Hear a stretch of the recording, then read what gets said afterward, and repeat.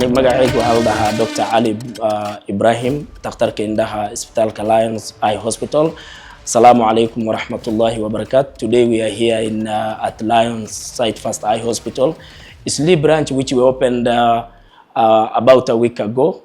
Inako pale ni Lions SightFirst Eye Hospital. Tuko ndani ya Eastleigh. Hakuna kwenda hospitali mbali kuangaliwa macho. Tembea pale BDS Mall opposite. Sasa kuna hiyo Dheg Towers, tuko first floor.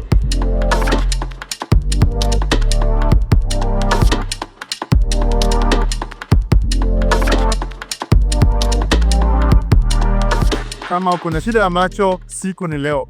Waone wale wanaitwa Lions SightFirst Eye Hospital, na definitely your eye problems will be sorted.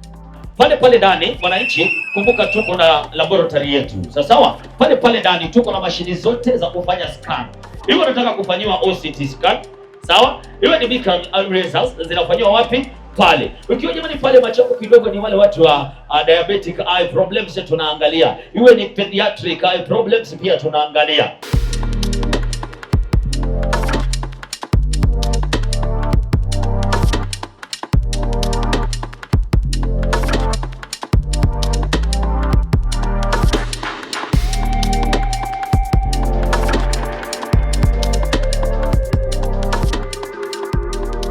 We know that there is a burden of shortage in eye care services in the larger Kamakunji area, not necessarily in Eastleigh. And being in Eastleigh, we are serving many areas, not even in Kamakunji constituency. So we know there is a shortage of the eye care services in the area, and we as Lions, we are happy and honored to serve. That is why we are here.